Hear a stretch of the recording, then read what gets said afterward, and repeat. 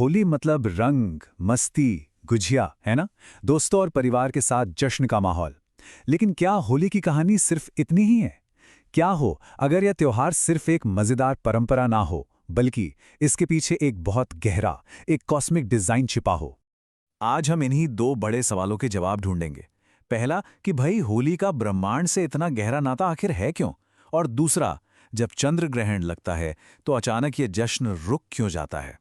चलिए इस पूरी बात की तह तक चलते हैं। तो चलिए सबसे पहले समझते हैं होली के इस कॉस्मिक डिजाइन को। देखिए, ये सिर्फ रंगों का हुड़दंग नहीं है, इसकी जड़ें बहुत बहुत गहरी हैं, वैदिक ज्योतिष तक जाती हैं। अच्छा, कभी सोचा है कि होली हर साल एक फिक्स तारीख को क्यों नहीं आती?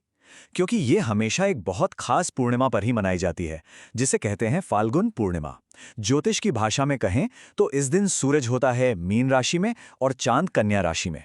मतलब ये कोई ऐसी वैसी तारीख नहीं है, बल्कि एक बिल्कुल सटीक कॉस्मिक अलाइनमेंट है। अब यहां बात बहुत दिलचस्प हो जाती है। वैदिक विज्ञान में पूर्णिमा का मतलब क्या है? इसे कहते हैं चंद्र तत्व का पीक, यानी हमारी इमोशनल एनर्जी का सबसे ऊंचा लेवल।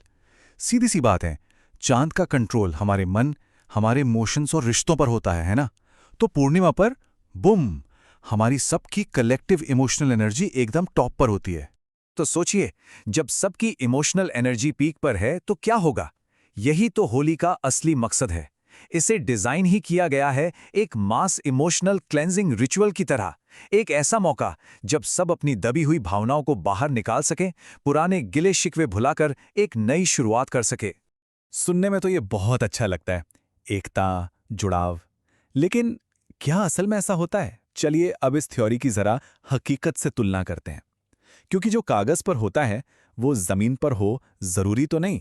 तो ज्योतिष की थ्योरी ये कहती है कि पूर्णिमा पर इमोशंस इतने हाई होते हैं कि हमारा जो ईगो है ना, वो थोड़ा पिघल जाता है। जो सोशल बाउंड्रीज हैं वो ढीली पड़ जाती हैं। और जब सब मिलकर जश्न मनाते हैं तो वो अकेलापन वाली फीलिंग वो कम हो जाती है। एक तरह से माफ करने और दिल खोलने का माहौल बन जाता है। पर हकीकत क्या है? रिसर्च तो ये बताती है कि मुश्किल से 10 से 30% लोग ही वो असली गहरा इमोशनल कनेक्शन महसूस कर पाते हैं। ज्यादातर लोगों के लिए तो ये बस एक सोशल रिचुअल बनकर रह गया है, एक सिंबॉलिक पार्टिसिपेशन कि हाँ भाई, हम भी होली मना रहे हैं। और इसके पीछे एक बहुत ही दिलचस्प सोच है। कहा जाता है कि कलयुग में शुक्र का प्रभाव आध्यात्मिक चीजों को भी सामाजिक दिखावा बना देता है। मतलब ये नहीं कि इमोशन खत्म हो गए, नहीं, बस त्योहार का फोकस बदल गया है। अब वो अंदरूनी जुड़ाव से ज्यादा एक बाहरी दिखावा बन गया है। और ये जो बदलाव है वो यहां साफ दिखता है। देखिए, वैदिक डिजाइन का मकसद क्या था? बराबरी, ईगो को खत्म करना, एक अंदरूनी कनेक्शन बनाना। और आज की होली क्या हो गई है? ज्यादातर स्टेटस का दिखावा, सोशल मीडिया के लिए परफेक्ट फोटो और बस बाहरी चमक दमक। ओके, तो अब आते हैं उस सबसे बड़े और सबसे रहस्यमयी सवाल पर। चंद्र ग्रहण जब ये लगता है तो होली का जश्न क्यों रुक जाता है? इसके पीछे जो वैदिक लॉजिक है वो बहुत गहरा है। देखिए, वैदिक ज्योतिष में चंद्र ग्रहण का मतलब है कि राहु और केतु, जिन्हें छाया ग्रह कहते हैं, वो चांद पर अपनी परछाई डाल रहे हैं। और जैसा कि हम बात कर चुके हैं, चांद मतलब हमारा मन। तो चंद्र ग्रहण का मतलब सीधा सीधा हमारे मन पर ग्रहण लगना। और माना जाता है कि इस दौरान हमारे मन की एनर्जी अनस्टेबल हो जाती है। जो कलेक्टिव इमोशनल फील्ड है उसमें डिस्टर्बेंस आ जाती है। राहु, जो कंफ्यूजन और इल्यूजन का ग्रह है, वो चांद की पॉजिटिव एनर्जी को एक तरह से कंटैमिनेट कर देता है। यहां ये फर्क बिल्कुल साफ है। नॉर्मल पूर्णिमा यूनिटी और कनेक्शन की एनर्जी, और ग्रहण वाली पूर्णिमा कंफ्यूजन और अस्थिरता। इसलिए एक मौके पर बाहर निकलकर सेलिब्रेट करने को कहा जाता है और दूसरे पर अंदर की तरफ मुड़ने की सलाह दी जाती है। ध्यान करो, मंत्र जाप करो, मतलब इनवर्ड प्यूरिफिकेशन। इसे समझने के लिए एक बड़ा कमाल का कॉन्सेप्ट है, एनर्जेटिक हाइजीन। है ना बढ़िया टर्म? मतलब जैसे हम अपने शरीर की साफ सफाई का ध्यान रखते हैं, वैसे ही ये कॉस्मिक एनर्जी के लेवल पर खुद को सेफ और क्लीन रखने का तरीका है। तो इन सब बातों को अगर हम जोड़कर देखें तो होली आखिर है क्या? ये एक मौका है, एक जबरदस्त एनर्जेटिक रीसेट का। तो अब ये बिल्कुल साफ है कि होली असल में क्या नहीं है। ये पैसों का दिखावा नहीं है, ये जबरदस्ती गले मिलने वाली यूनिटी नहीं है, और ये बिल्कुल भी सोशल मीडिया पर हैप्पीनेस दिखाने की रेस नहीं है। तो फिर होली है क्या? होली है अपने ईगो को जलाना, जिसका सिंबल है होलिका दहन। ये है पूर्णिमा की पावल से मिलने वाला एक इमोशनल रीसेट। ये है सच्ची बराबरी का त्योहार, जब रंग हमारी सारी पहचानों को धो डालते हैं। और हाँ, ये सर्दियों के बाद बसंत के आने का, नेचर के खूबसूरत बदलाव का भी जश्न है। तो आखिर में बस एक बात, त्योहार तो बस एक एनर्जी का माहौल बना देता है, एक मौका देता है। असली बदलाव तो अपनी खुद की अवेयरनेस पर डिपेंड करता है। सवाल बस ये है कि इस जबरदस्त एनर्जी का इस्तेमाल कोई कैसे करता है। You know, when you think of Holi, what's the first thing that pops into your head? It's probably the vibrant colors, right? The music, the celebration. But what if I told you this ancient festival isn't just a party? What if it's actually a precisely engineered cosmic event, one that's designed for a massive spiritual and emotional reset? It's a pretty wild idea. So let's dive in and really look at the mechanics behind all that magic. Right, so we all know what Holi looks like. The images are iconic. But the real mystery, the big question is why? Why does it happen exactly when it does? And what's its real intended purpose? That's what we're going to unpack in this explainer, the incredible Vedic astrological design behind the Festival of Colors. Okay, so let's start with the timing. What's the deal with the date? Well, it turns out it's not just some random day on the calendar. Not at all. It's a moment of absolute peak celestial power, one that's meticulously chosen to have a very specific effect on all of us. The festival is always celebrated on a very specific full moon, which is known in Vedic astrology as Phalguna Purnima. And trust me, this is not just any old full moon. It's a really unique cosmic alignment that kind of sets the stage for everything that's about to happen. So let's look at the specific celestial setup here. Think of it like a cosmic recipe. On this day, you have the moon at its absolute brightest. Then you've got the sun positioned in Pisces, or Meena, while the moon is in Virgo, or Kanya. And according to Vedic astrology, this precise alignment, well, it's the engine that powers the entire festival. Now, according to Vedic principles, a full moon is the peak of something called Chandra tattva. That's basically the essence of the moon, and it's believed to govern our minds, our emotions, and even our social bonds. So at this specific moment, the collective emotional energy of all of humanity is at its absolute strongest. It's like a high tide for feelings. So here's the crucial part. It's designed as a three-step process. First, that intense cosmic energy heightens all of our collective emotions. Step 2, this energy is supposed to soften our ego boundaries. Make us let our guard down and be a little less inhibited. And the intended result of all this? A mass emotional cleansing. A chance for suppressed feelings to be released and for social bonds to get a total reset. Okay, but that's the theory, right? That's the grand cosmic design. So the big question is, how does this beautiful idea of unity actually play out when it runs into, well, the complexities of human nature? And this right here perfectly illustrates the central conflict. It's like a cosmic tug of war. In Vedic astrology, you've got the moon, or Chandra, which represents our mind and emotions, that collective side of us. But on the other side, you have the sun, or Surya, which represents our ego, our individual identity. So Holi's lunar energy is trying to push us all together, but our solar ego is always there, pulling us back into ourselves. So you gotta wonder, how successful is this cosmic push for unity, really? Well, the source we're looking at offers a pretty realistic perspective.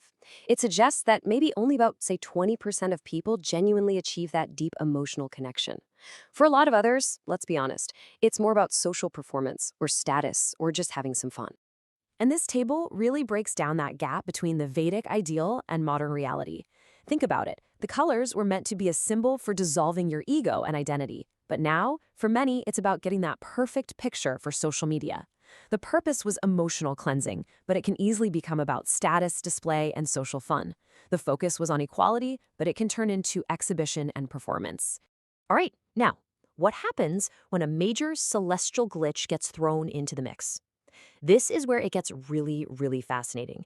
Let's talk about what happens when there's a lunar eclipse during Holi. So in Vedic astrology, a lunar eclipse, called a Chandra Grahan, isn't just the Earth casting a shadow. It's seen as the moment when these two shadow planets, known as Rahu and Ketu, intersect the moon's path. And they're considered these disruptive forces that basically contaminate or scramble the moon's pure emotional energy signal. So the difference here is honestly night and day. A normal holy full moon is all about outward celebration, joy, and emotional clarity. It's a cosmic opportunity. But an eclipsed moon, that's believed to bring emotional instability and confusion. The whole energy shifts from a party to a time for, well, energetic hygiene. And this is exactly why Vedic tradition has a very specific protocol for what to do during an eclipse. Basically, you hit pause on the celebrations. The focus completely shifts inward. More meditation, chanting mantras, giving to charity, even avoiding food. It's all seen as a protective measure, a way to cleanse and shield your mind when its main planet, the moon, is considered to be under stress. Okay, so we've looked at the incredible cosmic design, the very real human element, and even these wild celestial complications. So where does that leave us? What's the ultimate takeaway here? What is this festival really all about? When you strip everything else away, Holi is really about four key things. You've got the Holika Dahan bonfire, which symbolizes burning away our own ego and arrogance. You have the full moon, which is there to completely reset our emotional state. The colors are there to help us realize our fundamental equality with everyone else.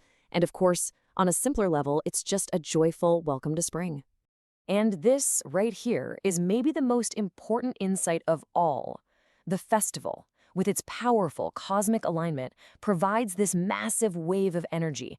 It creates an opportunity, it opens a door, but it doesn't do the work for us. The actual transformation, that is and always will be a personal choice.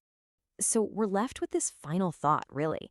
The real question isn't just what is holy or understanding its beautiful, complex design. The real question is for you. When this cosmic energy arrives each year, what will you choose to do with it? Welcome to the deep dive.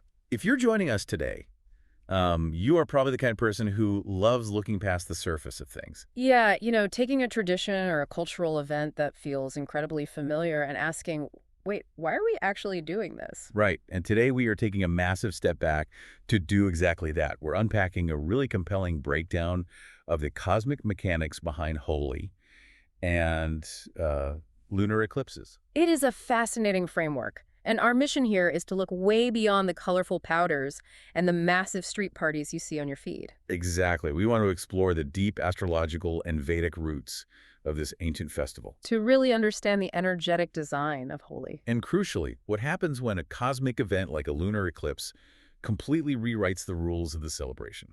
What makes this particular analysis so interesting is how it completely strips away the sentimentality. Yeah, it doesn't look at Holi as just a fun cultural habit.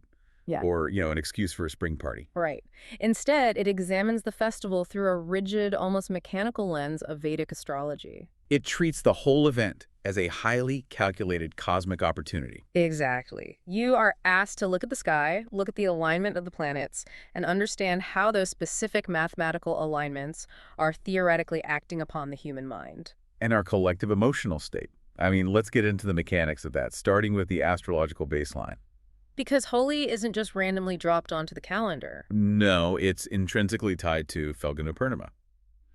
And since we are dealing with a Purnima, we're looking at peak full moon energy. Right. The analysis points out that during this specific window, the moon is at its absolute maximum brightness. You've got the sun positioned in Pisces, and usually the moon sitting over in Virgo. But the really critical piece of the puzzle here is the nature of that full moon itself. Yeah, in the Vedic interpretation, the moon represents peak emotional energy, which is referred to as Chandra tattva. And that concept, that Chandra tattva, is really the linchpin of this entire discussion. It totally is. Because in this system, the moon isn't just a rock reflecting light in the night sky. Right. It is the active celestial body governing the mind.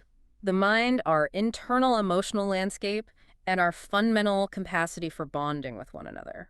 So when the moon is at its absolute brightest and strongest during this specific window. The theory is that the collective emotional field of humanity is also hitting its absolute peak. It is a period of massive emotional amplification. Exactly. Everything you feel, consciously or subconsciously, is dialed up to an 11. Which makes perfect sense when you look at the core conclusion of why this festival exists in the first place. Right. If the moon is amplifying everything we feel, the festival is essentially engineered to act as a mass emotional cleansing ritual. A designated time to release all those suppressed, bottled-up emotions. and fundamentally reset our social bonds. I like to think of it as an emotional pressure valve that's perfectly synchronized with the lunar cycle. That pressure valve analogy is spot on. The cosmos is basically saying, your emotional bandwidth is maxed out right now. Let's use this friction to clear the air. And when you view it through that lens, it completely reframes the concept of throwing colors and celebrating with such wild abandon. It's not just random chaotic revelry. No, it is a synchronized collective release that takes advantage of a very specific, very potent astrological window. The physical brightness of the moon is mirroring the heightened, saturated state of the human mind. The environment is perfectly calibrated for an emotional discharge. You are using the cosmic weather to your advantage. But, that brings up a pretty significant reality check.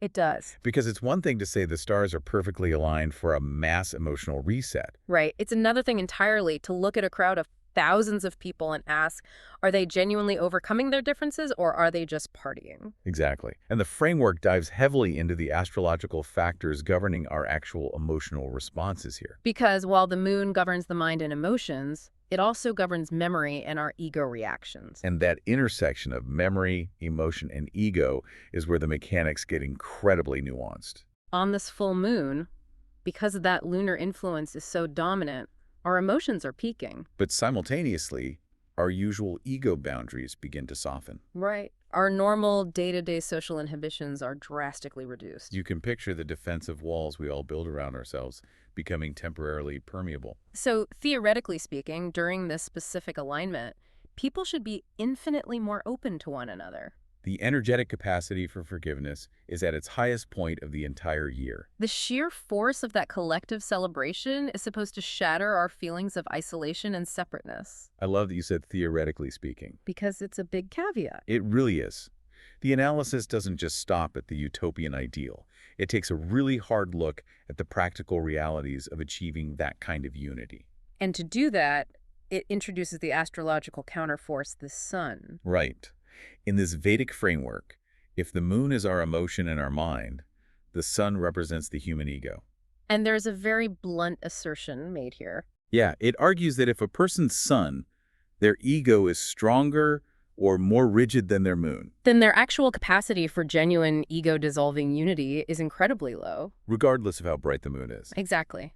It's a profound point about individual consciousness. The astrology, the festival, the alignment, all of that only provides the cosmic opportunity. It sets the stage, so to speak. But the actual response, the tangible internal shift, is entirely dependent on the individual's awareness. And the breakdown provides a rather sobering estimate on this. It does. It suggests that, practically speaking, maybe only 10 to 30% of people participating genuinely achieve that profound connective emotional unity. 10 to 30%. Okay. That is a massive drop-off from the theoretical ideal. It's a huge margin. I mean, if only a fraction of the crowd is actually experiencing the ego death the festival was designed for, what are the other 70 to 90% doing? The analysis suggests that the vast majority are largely engaging in purely symbolic gestures. They are participating socially, they're having fun, maybe they're showing off their status or networking. But they aren't experiencing that deep internal connection. They're basically going through the motions of a mass emotional cleanse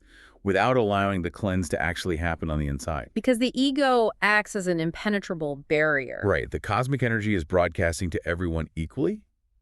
But if your ego is highly defensive, or rigid, or entirely focused on self-preservation, then even the peak emotional wave of the Phalguna Purnima won't forcefully unite you with the crowd. the festival is an invitation. It is never a guarantee.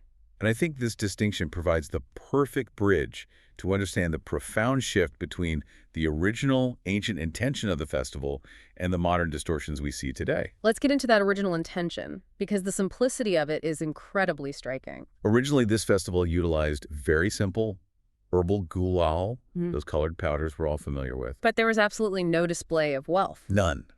The entire focus of the celebration was on absolute equality. There is this vivid image presented of a king and a commoner, both entirely covered in the exact same bright colors. Looking completely identical to anyone walking by. The color wasn't a decoration. It was a tool explicitly designed to completely erase identity. And that right there is the core Vedic symbolism at play.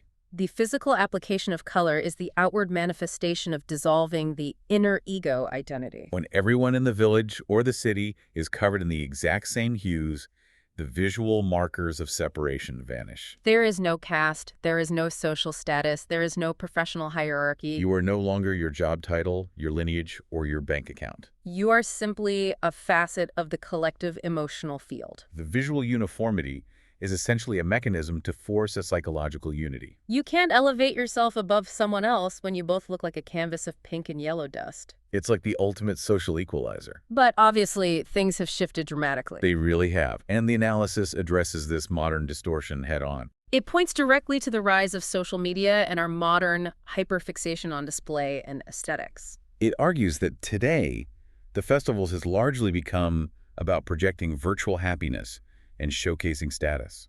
But what's really interesting is that instead of just delivering a generic critique about how technology is ruining tradition, It provides a fascinating Vedic explanation for why this shift has happened. yes, it brings in the concept of Venus dominance in Kali Yuga. This is where the philosophical layers get incredibly deep. In Vedic thought, human history is divided into massive epochs. And we are currently navigating an era known as Kali Yuga. Right. During the specific age, the planetary influence of Venus is said to be heavily amplified. And Venus, in this context, governs display, aesthetics, material pleasure, and showing off. When you take that underlying Venus dominance and you supercharge it with the amplifying power of social media, It fundamentally alters the energetic nature of the event. it takes a ritual that was originally engineered to be a deeply spiritual, inward-facing dissolution of the ego. And flips it outward into a massive, superficial social exhibition. It's the ego finding a loophole. Wow, that is exactly it. Instead of the colors acting as a solvent to dissolve your identity, the colors become this highly curated backdrop. A backdrop for you to broadcast your identity to your followers.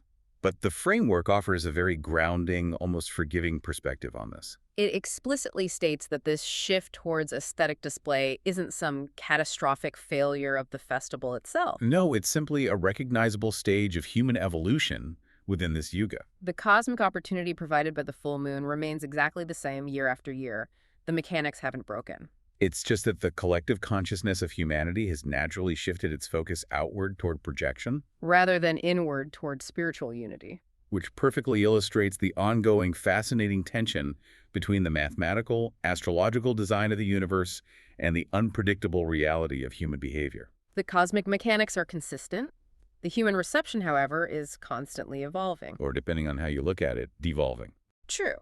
But there is one specific cosmic event that doesn't just alter how we receive the festival. It fundamentally changes the mechanics of the festival entirely. And that is what happens when a lunar eclipse coincides with this specific full moon.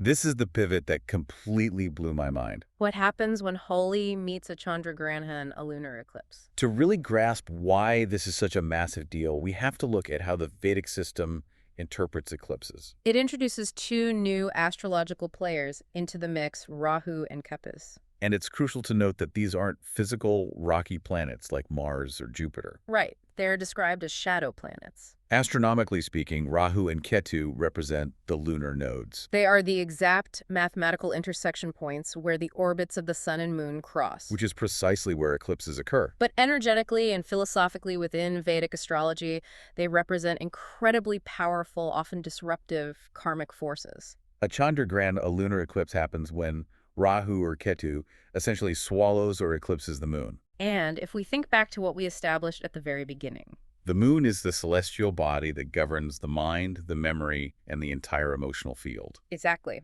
So when one of these shadow planets eclipses the moon, the astrological implications are incredibly severe. The analysis states that during an eclipse, our mind energy becomes inherently unstable. That massive collective emotional field that is usually perfectly primed for bonding and unity during a normal full moon. Becomes deeply disturbed and agitated. On top of that, the subtle cosmic radiation emitted during an eclipse is considered fundamentally impure in the Vedic tradition. The contrast is really stark if you compare it to a standard Holi celebration. A normal Phalguna Purnima provides this maximum positive lunar energy. It's the perfect environment for emotional unity an outward, joyous, chaotic celebration. But an eclipse full moon means that the moon's positive energy has been actively contaminated by Rahu. And Rahu's energetic signature brings illusion, confusion, and psychological turbulence. So that potential for emotional unity is instantly inverted. Into a potential for emotional instability and mass confusion. The logic here is just so incredibly straightforward. The directive is simple. Do not celebrate when the mind is afflicted. If the cosmic energy is actively broadcasting illusion and mental instability, Throwing a massive, highly emotional, chaotic street party is literally the worst possible idea. it would be like trying to navigate a complex ship through a violent hurricane. Instead of just dropping anchor and waiting for clear skies. Because of this, the ancient tradition dictates that all outward celebrations must immediately hit the pause button. The joy, the music, the throwing of colors, it all stops. And it's vital to understand that this isn't just about stubbornly pausing a cultural activity out of fear. It is a complete, deliberate, energetic pivot. Because the outward environment is compromised, the focus shifts entirely to inward protection and purification. The framework outlines very specific practices that are highly recommended during the window of an eclipse. People are advised to retreat inward, engage in deep meditation, and chant specific mantras. They are encouraged to practice charity. There is even a strong recommendation to completely avoid eating food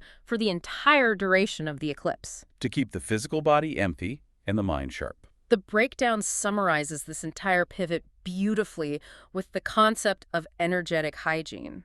Just like you wouldn't eat a meal off a visibly dirty plate. You wouldn't willingly expose your vulnerable mind and your emotions to contaminated, confused cosmic energy. The silence, the fasting, the focus on mantras, these aren't punishments. They are highly specific tools designed to protect and purify the mind while the moon is being temporarily afflicted by the shadow planet. It is essentially a period of spiritual quarantine. Spiritual quarantine is a brilliant way to phrase it. It really demonstrates that this ancient tradition isn't just blindly, dogmatically celebrating a date on a calendar, because that's what we've always done. It is a highly intelligent, responsive system that adapts to the actual astrological and energetic conditions of the moment. When the conditions are prime for bonding and release, you have the explosive joy of Holi. When those conditions are contaminated or disrupted, you retreat, you protect your consciousness, and you wait. It highlights a profound underlying reverence for the delicate, easily influenced nature of the human mind. It really is a masterclass in adapting to the environment rather than forcing your will upon it. Let's bring all these threads together to look at what we've really uncovered here. We started by looking at this festival not just as a cultural hallmark, but as a highly calculated mechanical cosmic event. The astrological weight of Phalguna Purnima is massive. It's a specific window where the moon is at its brightest, maximizing our emotional energy. And creating this rare, potent opportunity for a mass societal reset. We also explored the heavy philosophical intent behind the physical traditions. The original design was explicitly focused on burning away the ego. The physical application of identical colors was meant to enforce absolute visual equality. Stripping away all markers of caste, wealth, and status. It is an incredibly elegant system designed for societal renewal. Perfectly aligning the physical transition of winter, turning into spring, with a psychological transition from isolated ego to collective unity. But we also had to look hard at the reality of modern human nature. We explored that inherent tension between the moon, which represents our shared emotions, and the sun, which represents our individual ego. And we touched on the sobering reality that perhaps only a small fraction of participants truly experience that ego-dissolving unity. While the majority get caught up in the Venus-dominated social media exhibition of it all. The ancient intention of spiritual equality is in a constant, grinding battle against our very modern instinct for outward aesthetic display. Crucially, though, the biggest takeaway is that the festival, the astrology, the alignments, they merely provide the energy. The profound transformation that Holi offers is entirely dependent on individual awareness. Whether you are joyously throwing colors under a clear full moon or sitting in silent meditation during a disruptive eclipse. The cosmos is only ever setting the stage. Your personal consciousness dictates the actual experience. The strict energetic hygiene required during a Chandra Grahan is the ultimate reminder that we are supposed to be active, mindful participants in these cosmic cycles. Not just passive consumers of a cultural tradition. That concept of energetic hygiene is the thing I keep coming back to. It really sticks with you. The idea of deliberately protecting your mental space when the environment around you is compromised by illusion and confusion, it's such a powerful tool. Absolutely. So as we wrap up this deep dive into the mechanics of the cosmos and the mind, I want to leave you with a final thought to mull over. Go for it. If these ancient, highly calculated traditions recognize the absolute necessity of hitting pause on massive societal celebrations during a literal eclipse, Just to protect our collective emotional field from confusion and instability. what are the metaphorical eclipses happening in our modern, hyperconnected world today? That is a great question. When the cultural weather turns chaotic and the energy feels contaminated, do we have the self-awareness to practice our own energetic hygiene? Do we know how to hit the pause button, retreat inward, and protect our minds when we find ourselves standing in the shadow? Something to think about. Thanks for joining us on this deep dive.